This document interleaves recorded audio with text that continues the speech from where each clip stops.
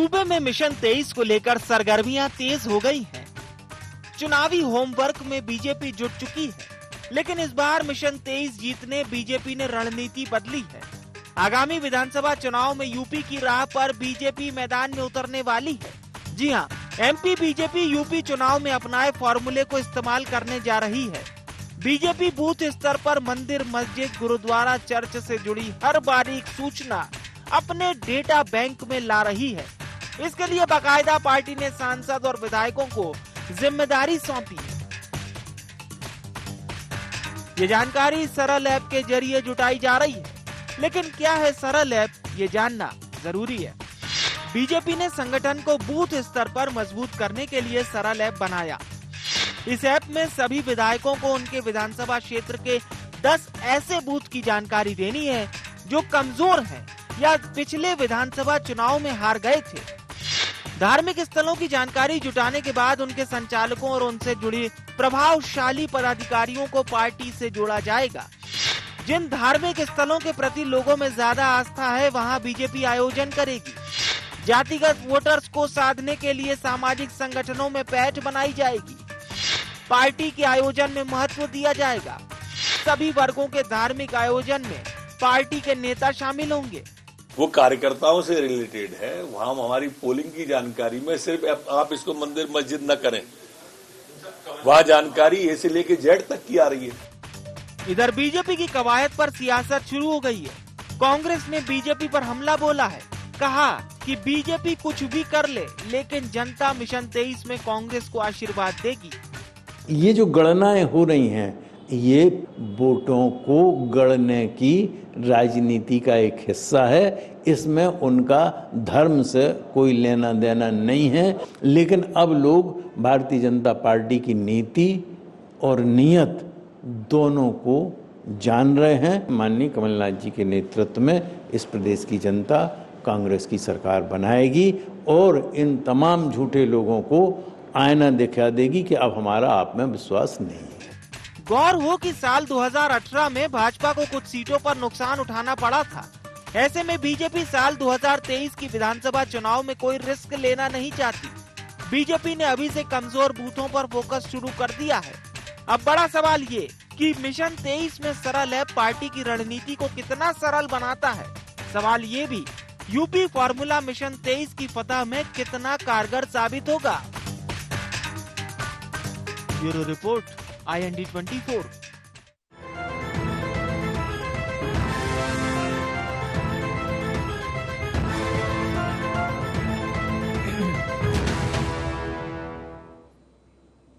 नमस्कार, IND agenda में आपका बहुत बहुत स्वागत है। मैं हूं विवेक पांडे आपके साथ। सियासत में फॉर्मूले अक्सर वही उठाए जाते हैं, वही अपनाए जाते हैं जिनसे सफलता अर्जित की गई हो। इसीलिए UP formula Bharatiya Janata party के लिए अन्य दूसरे राज्यों से न केवल लाभप्रद होता है, बल्कि साथ ही साथ इसका success ratio Bharatiya Janata party की माने तो वो भी ज्यादा है। कारण है उत्तर प्रदेश में एक बार फिर से भारतीय जनता पार्टी का चुनकर आना। जाहिर सी बात है, अन्य राज्यों में भी जब कोई नई योजनाएं आती हैं, जब किसी नए कानून पर चर्चा होती है, तो उसे उत्तर प्रदेश की योगी आदित्यनाथ सरकार से जोड़ा जाता है। खासतौर से जहां पर भारतीय जनता पार्टी रूल कर रही है वहां पर भी। तो मध्य प्रदेश में भी कुछ ऐसी ही योजना है। हालांकि राजनेता ये कह रहे हैं कि मध्य प्रदेश और उत्तर प्रदेश की सियासत अलग है, लोग भी अलग हैं। भाषा शैली भले ही मिलती जुलती हो, लेकिन सियासत की पिच दोनों जगह की अलग अलग है। भोपाल और लखनऊ की हम बात कर रहे हैं। IND एजेंडा पर चर्चा शुरू करेंगे, उससे पहले नजर पॉइंट्स पर। क्या सरल ऐप के जरिए बीजेपी सभी वर्गों को साध पाएगी, ये अहम सवाल। क्या प्रत्याशियों के चयन में सरल ऐप की रहेगी अहम भूमिका। क्या यूपी का फॉर्मूला MP में भी दिखाएगा कमाल। और अंत में, क्या बीजेपी के नए प्लान ने कांग्रेस को किया परेशान। ये वो तमाम सवाल हैं जिस पर हम चर्चा करेंगे। इसके साथ ही साथ आप तक वो महत्वपूर्ण बात भी पहुंचाएंगे कि राजनेता आखिर क्यों एक दूसरे पर इस तरह से हमलावर हैं। हमारे साथ चर्चा में खास मेहमान जुड़ रहे हैं। अब चर्चा को शुरुआत करते हैं। जितेंद्र मिश्रा जी हमारे साथ जुड़ चुके हैं, बहुत स्वागत है सर आपका। पंकज चतुर्वेदी साहब हमारे साथ जुड़ चुके हैं। पंकज चतुर्वेदी साहब, उत्तर प्रदेश फॉर्मूला की बात की जा रही है और हालांकि राजनेता जरूर कह रहे हैं कि दोनों प्रदेशों की अलग अलग पॉलिटिक्स है, लेकिन मैं सरल भाषा में जरूर इस ये जो सरल योजना है इसको जानना चाहूंगा। पंकज जी देखिए पांडे जी, भारतीय जनता पार्टी की एक ही सरल योजना है और उस योजना का नाम है सबका साथ, सबका विकास, सबका विश्वास और सबका प्रयास जी।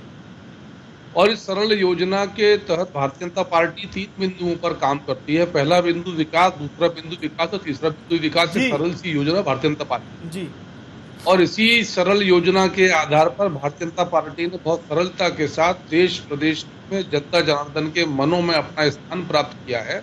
और जब भी अवसर आता है जन आशीर्वाद प्राप्त करने का, तो बहुत सरलता से जनता का आशीर्वाद भारतीय जनता पार्टी के प्रत्याशी को कमल चुनाव चिन्ह पर प्राप्त हो जाता है। इतनी सी योजना है। जहां तक इस ऐप विशेष का बात आप कर रहे हैं, जिसमें बहुत सारे बिंदुओं का आपके पैकेज में उल्लेख था, तो बहुत स्पष्ट करूं कि भारतीय जनता पार्टी कभी भी धर्म धार्मिक स्थान के आधार पर राजनीति नहीं करती। ना हमारी मंशा है कि धार्मिक स्थल पर क्या विधि, क्या गतिविधि, वो व्यक्तिगत रूप से निजी आस्था और धर्म के विषय होते हैं, जिसमें राजनीतिक व्यवस्था को दखल ना भारतीय जनता पार्टी इसके पक्षधर। हाँ। यदि भारतीय जनता पार्टी की बात करें तो आप जानते हैं विवेक जी कि हमारा मूल अभियान है बूथ पर काम। मध्य प्रदेश के लगभग 63,500 पर भारतीय जनता पार्टी का जो हमारा कुशवाहा जी का जन्म जयंती वर्ष था, तो पिछले वर्ष में पूरी भारतीय जनता पार्टी ने उन बूथ को फिजिकल डिजिटल भी किया। फिजिकल तो पहले करते थे, हर बूथ पर 100 कार्यकर्ता। आप जानते हैं कि लगभग 100 घंटे का श्रमदान 10 दिन का भारतीय जनता पार्टी के कार्यकर्ताओं ने किया और मध्य प्रदेश के इस अभिनव प्रयोग को पूछ के डिजिटल करने के प्रयोग को राष्ट्रीय अध्यक्ष जी ने सराहा और मध्य प्रदेश के अलावा देश में भारतीय जनता पार्टी के प्रांतों का अनुसरण किया। तो आशय बहुत स्पष्ट है कि हमारी योजनाएं बात कर रहे हैं। पर और बहुत पंकज सारे साहब, बिंदु, मेरा एक सवाल ये भी है सर, बिल्कुल आप अपनी बात भी कंटिन्यू कीजिएगा पंकज जी। क्या उत्तर प्रदेश का ये फॉर्मूला मध्य प्रदेश में भी आपको, मतलब क्योंकि मैंने शुरुआत में ही कहा था कि यूपी की चर्चा इसलिए भी होती है क्योंकि वहां से मिलती जुलती अगर चीजें आप दूसरे प्रदेशों में आती हैं तो इसीलिए यूपी मॉडल पर चर्चा होती है। पंकज जी नहीं पंडित सर, देखिए भारतीय जनता पार्टी तो एक है, हमारा विचारधारा, काम करने का तरीका, सोच, लक्ष्य, उद्देश्य, पथ सब एक है जी। और ये सब तय होता है भारतीय जनता पार्टी के हर प्रदेश की समय काल परिस्थिति के अनुरूप जी। राष्ट्रीय नेतृत्व से परामर्श होता है। हमारे बहुत सारे वैचारिक संगठन है जो हमको आधार प्रदान करते हैं, वैचारिक बल प्रदान करते हैं, तो सबसे संवाद करते हैं। तो हो सकता है कि मध्य प्रदेश की बहुत सारी चीजें आपको कुछ दूसरे राज्यों से मिलती जुलती दिखे, पर मूलतः है भारतीय जनता पार्टी। और यदि भारतीय जनता पार्टी अपनी किसी अन्य प्रांत की योजना का मध्य प्रदेश में अनुसरण करती है, उसको कॉपी करती है, ये तो भारतीय जनता पार्टी की कॉपीराइट है ना सर। तो उन विषयों पर, जिन विषयों पर किसी राज्य में हमने काम किया और आशातीत परिणाम मिले और यदि मध्य प्रदेश में दोहराते हैं, आवश्यक नहीं कि हम उत्तर प्रदेश को कॉपी कर, हो सकता है कि हम हरियाणा को कॉपी कर लें, हम गुजरात के किसी विषय को कॉपी कर लें, हम नॉर्थ ईस्ट के कुछ मॉडल को कॉपी कर लें, हम कर्नाटक के किसी विषय को कॉपी कर लें, तो कुछ भी कॉपी कर सकते हैं। यानी वो भारतीय जनता पार्टी ने उस पर काम किया किसी प्रांत में, मतलब सामान्य भाषा में समझा जाए तो किसी भी ब्रांच से अच्छी अच्छी चीजें हम कलेक्ट कर सकते हैं। यानी आप लोग बिल्कुल, आप ठीक है। देखिए, यही पत्रकारी खूबी कि आपने मेरी सारी बात को सारा में समेट दिया कि किसी भी शाखा से जो श्रेष्ठ है उसका अनुसरण करना। मिश्रा साहब का हम रुख करेंगे। जितेंद्र जी, चतुर्वेदी जी ने लगभग पूरी ईमानदारी से ये भी बता दिया कि सरल योजना क्या है और किस तरह से मध्य प्रदेश में भी उसको लागू किया जाएगा। जितेंद्र मिश्रा जी, कांग्रेस पार्टी 2-3 दिन से जिस तरह से बयान सामने आ रहे हैं आपकी पार्टी के नेताओं के, और मैं भी लगातार ऑब्जर्व कर रहा हूं कि एक अलग उत्साह देखने को मिल रहा है। साल 2023 की लड़ाई कह लीजिए, सत्ता का संग्राम कह लीजिए, ऐसे ऐसे शब्दों की हमें आदत भी हो चुकी है। विधानसभा चुनाव से पहले इतना उत्साह, लगातार कमलनाथ जी के उन बयानों को कोट करना जैसे वो अपने प्रेस कॉन्फ्रेंस में हमेशा बोलते आए हैं, और भारतीय जनता पार्टी पर हमेशा आप लोग आक्रामक भूमिका में नजर आ रहे हैं। देखिए विवेक जी, सबसे पहली चीज तो ये उत्साह आज का उत्साह नहीं है। ये उत्साह को हमने शुरू किया या ये उत्साह हमारे पास आया 2018 में। 2018 में जब भारतीय जनता पार्टी की सरकार की नीतियों को देखा गया और उसके परिणाम सामने आए, तब समझ में आ गया था कि ये सरकार की नीतियों को जनता समझ चुकी है और एक प्रहार करने की जरूरत है इस सरकार की गलत नीतियों पर। और हमने लगातार अपना जन जागरण के माध्यम से, घर घर चलो अभियान के माध्यम से, घर घर में दस्तक देकर के इसकी प्रामाणिकता को जानने का प्रयास किया कि भारतीय जनता पार्टी की सरकार को लेकर के जनता के बारे में क्या विचार है। समझ में आया कि आज जनता मध्यम वर्गीय परिवार को चौका और चूल्हा जलाना मुश्किल हो गया है, गृहिणी को गृहस्थी चलाना मुश्किल हो गया है। चाहे बेरोजगारी की बात करें तो मध्य प्रदेश की हालत आपके सामने थी। तब हमने सोचा कि इस सरकार के खिलाफ शंखनाद करने की बहुत जरूरत है। और 2018 में आपने देखा क्या हुआ। 2018 में भारतीय जनता पार्टी की सरकार अपदस्थ हो गई। उसके पीछे वही उत्साह काम कर रहा था कांग्रेस के, जो आज आप सवाल कर रहे हैं। इसके बाद ये 4 उपचुनाव जो हुए, जो रैगांव की बात करें, दमोह की बात करें, जोबट और पृथ्वीपुर की, जोबट में भारतीय जनता पार्टी के पास प्रत्याशी नहीं था। लगातार सर्वे कराया गया भारतीय जनता पार्टी और सरकार द्वारा, कोई जीतने की स्थिति में नहीं था। तब जाकर के कांग्रेस से एक व्यक्ति को लेकर के चुनाव लड़ाया। पृथ्वीपुर सीट पे जब भारतीय जनता पार्टी ने आकलन किया तो वहां भी वो स्थिति थी। तब सपा से तोड़ करके लाए और उसको चुनाव लड़ाया। रैगांव में कोई प्रत्याशी नहीं मिला, तब भारतीय जनता पार्टी का प्रत्याशी लड़ा और उसकी परिणति क्या हुई आपने देखा। सारे संसाधनों का उपयोग करने के बाद रैगांव में सरकार पराजित हुई है। दमोह में क्या हुआ आपने देखा। धन बल सरकारी संसाधन जो कर सकते थे किया। आपने ही आपके प्रतिष्ठित चैनल ने दिखाया था कि नोटों से भरी हुई गाड़ी दमोह थाने में हमने खड़ी कराई थी। तो जब इनका ये आंकड़ा नहीं चल पा, जब ये दांव नहीं चलता है तो देखा आपने क्या होता है। अभी नगर निगमों की बात की जाए, नगर निगम 16 के 16 भारतीय जनता पार्टी के पास थे, 5 हमारे पास आए, 2 निर्दलीय प्रत्याशियों के पास गए और 2 पे जो हमारे 300-400 वोटों से आ रहे। बात उज्जैन की जाए, बात सागर की जाए, तो अब इसके बाद भी अगर उत्साह नहीं दिखेगा तो कब दिखेगा। आज कार्यकर्ता उत्साहित है। कमलनाथ जी के नेतृत्व में एकजुटता के साथ 23 में सरकार बनाने की तैयारी है। ठीक है, मैं चतुर्वेदी साहब से लूंगा रिएक्शन। संदीप पौराणिक साहब भी हमारे साथ जुड़ चुके हैं, बहुत स्वागत है संदीप जी आपका। संदीप जी, आपने हमारे दोनों सम्मानित प्रवक्ताओं को सुना।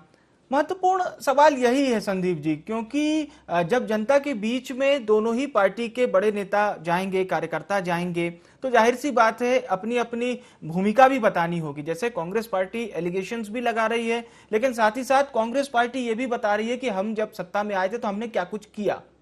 संदीप जी, देखिए, चुनाव जब करीब आते हैं तो सरकार हो या विपक्षी दल हो, उसे अपना रिपोर्ट कार्ड तो जनता के सामने पेश करना ही होता है जी। और यही स्थिति आज सामने है। कांग्रेस को जनता के मन मस्तिष्क में ये बिठाना पड़ेगा कि हमने 1.5 साल में क्या किया। दूसरी तरफ बीजेपी है जिसे अपनी खूबियां बतानी होंगी। बिल्कुल। अब जो राजनीतिक दल अपनी खूबियों को जनता के मन मस्तिष्क में बिठाने में सफल होगा और जो दल दूसरे दल की नाकामियां बताने में सफल होगा, जनता उसके करीब जाएगी। और ये लड़ाई अब ये मान के चलिए शुरू हो चुकी है। दोनों ही राजनीतिक दल जमीनी स्तर पर अपने अपने तरह से तैयारियां कर रहे हैं जी। बीजेपी का संगठन सीधे कार्यकर्ताओं तक जा रहा है, संवाद कर रहा है जी। दूसरा हम देख रहे हैं कि कमलनाथ जी को देखें तो कांग्रेस के वो नेताओं की बैठकें लगातार कर रहे हैं, जिला अध्यक्षों की बैठकें कर रहे हैं। इससे पहले आपने अभी देखा कि कल ही शिवराज जी ने रीवा के विधायकों के साथ बैठक की। तो कहीं ना कहीं राजनीतिक दल जमीनी फीडबैक लेता है, चाहे कांग्रेस हो या बीजेपी हो। ये नेताओं की बैठकों का मकसद ये है कि जमीनी हालात क्या है ये हम पता कर लें और उसके आधार पर हम आगे की रणनीति तय करें। लेकिन एक चीज आपको विवेक जी मानना होगी कि बीजेपी का जो संगठन है वो आपको 24/7 नजर आता है काम करता हुआ। कांग्रेस में ये कमी है। अब इसे कांग्रेस माने या ना माने, सच्चाई यही है कि कांग्रेस को आज संगठन को और गतिशील और क्रियाशील बनाने की जरूरत है। उस दिशा में कमलनाथ काम कर रहे हैं, लेकिन कमलनाथ जी की भी अपनी सीमाएं हैं जी। और उसका असर कहीं ना कहीं संगठन पर दिखता है। लेकिन इतना तय है कि कांग्रेस के पास मुद्दों की भरमार है जी। बीते कई दशकों के बाद ऐसा है जब विपक्षी दल के पास मुद्दे भरमार है। अब जनता को कितना प्रभावित कर पाते हैं, ये बड़ी बात होगी इसमें। संदीप जी, चूंकि आपने बात बीजेपी के संगठन की और हम कमलनाथ जी को भी सुन चुके हैं, कमलनाथ जी इस बात को कई मंचों पर कह चुके हैं कि कांग्रेस पार्टी की लड़ाई बीजेपी के संगठन से है, और एक बार तो उन्होंने बाकायदा बयान भी दिया था कि भारतीय जनता पार्टी के कार्यकर्ता को कुछ बताना नहीं पड़ता, वो अपने से प्रेरित होता है, ये भूमिका कांग्रेस के कार्यकर्ताओं में लानी होगी।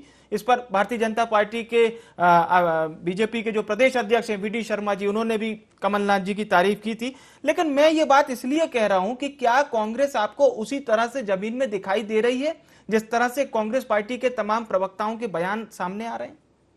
देखिए विवेक जी, कांग्रेस तैयारी तो पूरी कर रही है। कांग्रेस उसी मॉडल को अपना रही है जिस मॉडल के आधार पर बीजेपी इस हालात में पहुंची है, या उसका संगठन इतना मजबूत हुआ है। लेकिन दो चीजें होती विवेक जी, एक तरफ है अनुभव कमलनाथ का, दूसरी तरफ जब हम बीजेपी देखते तो उनके पास जोश और युवा, वो ताकत है जो जमीन पर जाके काम कर सकती है।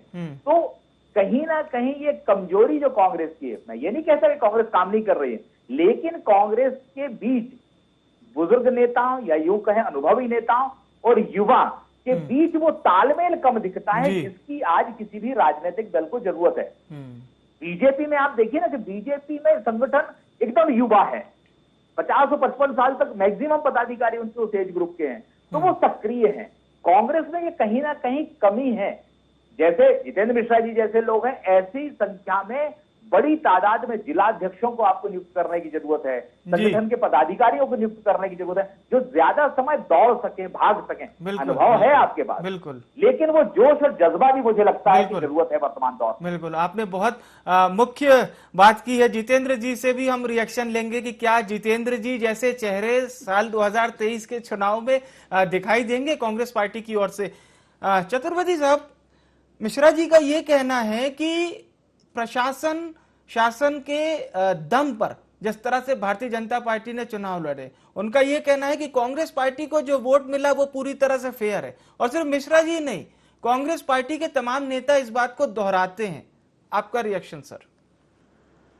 देखिए विवेक जी, आज के दौर की राजनीति में विशेषकर कांग्रेस पार्टी के पास जब ऐसी स्थिति बने कि राष्ट्रीय स्तर पर कांग्रेस छोड़ो अभियान चल रहा है, यदि इनके नेता एक यात्रा प्रारंभ करने की योजना बना रहे हैं जो भी निजी कारणों से विदेश में है, तो वो स्थिति कांग्रेस की है, तब कांग्रेस नेताओं के पास विकल्प बहुत सीमित शेष हैं। और वो ये प्रयास करते हैं कि कार्यकर्ता जो बचे कुचे कार्यकर्ता हैं उनको कैसे उत्साहित रखा जाए। तो सबसे आसान तरीका होता है कि अपना दोष भारतीय जनता पार्टी सरकार के प्रशासन पर मढ़ दिया जाए। मैं इनकार नहीं कर रहा है, ये कांग्रेस का विषय है, कांग्रेस किस प्रकार की राजनीति करती है, लेकिन आज के दौर में बहुत सहज और सरल है कि जो सत्तारूढ़ दलों ने प्रशासन का दुरुपयोग किया और ये किया वो किया, जैसा कांग्रेस आरोप लगाती है। विवेक जी, 2003 से हम 2022 में आ गए। 2018 के चुनाव को छोड़ते हैं, जहाँ 4-5 सीटों के अंतर से कांग्रेस पार्टी की सरकार बनी, ये पता है बनी और कई सबके सामने है, और वहां भी मत प्रतिशत भारतीय जनता पार्टी का ज्यादा, मत संख्या भारतीय जनता पार्टी का ज्यादा। अभी के भी चुनाव में नगर निगम चुनाव की बात करें विवेक जी, तो मुरैना को और छिंदवाड़ा को छोड़कर पूरे शेष 14 नगर निगमों में भारतीय जनता पार्टी के पार्षदों की बहुमत को ज्यादा संख्या में जीते। तो उनको भी वोट दिया ना किसी ने, एक पार्षद जीते, वो निर्दलित कमल की चुनाव जिन पर पार्षद जीते। नगर निगम और नगर पंचायत 87% मतदान जो था भारतीय जनता पार्टी के चुनाव के पक्ष में, हार जीत के भारतीय जनता पार्टी के अध्यक्ष बने। और ग्रामीण सरकार में भी ये स्थिति हुई, जिला पंचायत जनपद पंचायत में। तो कांग्रेस को यदि ऐसा लगता है कि भारतीय जनता पार्टी कांग्रेस के कथित प्रशासनिक सहयोग से जीती, तो कांग्रेस का विवेक है। भारतीय जनता पार्टी अपनी सरकार के विकास, माननीय मुख्यमंत्री शिवराज जी के नेतृत्व में सरकार अद्भुत कार्य कर रही है।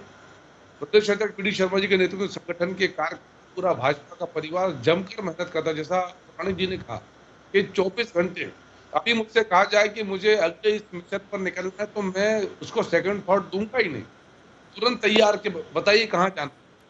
और यही भाव भारतीय जनता पार्टी के कार्यकर्ता को देवतुल्य कार्यकर्ता बनाता है, और इसी का भाव कांग्रेस पार्टी में सददेव जी ने संकेत किया कि कांग्रेस जाने। तो इसलिए आप राजनीतिक आरोप के आधार पर यदि आपको लगता है कि बीजेपी पर आरोप लगाकर आप प्रसन्न है, वही आपकी राजनीति है, तो ऐसी राजनीति जो है उसकी आपको बधाई, आप करते रहो, हमको उसकी चिंता नहीं है। हम उत्तरदायी हैं विवेक जी मध्य प्रदेश की जनता के प्रति, जिनको मध्य प्रदेश ने 29.74% की विकास दर दी है, कोरोना के बाद 28 राज्यों में सर्वाधिक। 11 लाख करोड़ की जीएसडीपी है, प्रति व्यक्ति आय जो 2003 में 33,000 हुआ करती थी, 1,24,000 प्रति व्यक्ति आय है। दलहन में, तिलहन में, गेहूं में, चावल में, पानी में, बिजली में, सड़क में इंडिया के टॉप 3 स्टेट्स में मध्य प्रदेश का नाम है। एक्सपोर्ट की बात करें, जमकर काम कर रहे हैं। सोलर एनर्जी की बात कर लें, रीवा में बड़ा प्लांट है, इंदौर में नया प्लांट प्लांट बन रहा है। ओमकारेश्वर में एशिया का सबसे बड़ा सोलर प्लांट जो फ्लोटिंग प्लांट वो तैयारी की जा रही है। और भारतीय जनता पार्टी की सरकार पर आरोप लगाती कांग्रेस कि हम प्रशासन का दुरुपयोग करते हैं।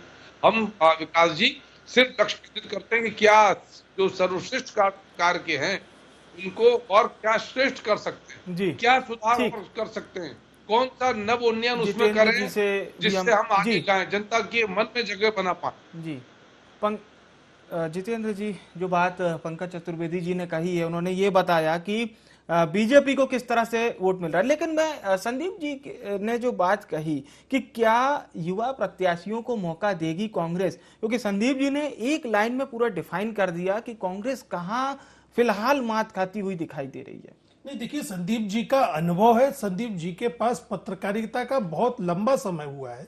मेरा ये कहना है कि उन्होंने बिल्कुल सही मीमांसा की है, सही विश्लेषण किया है, लेकिन हम इसी की तैयारी में लगे थे।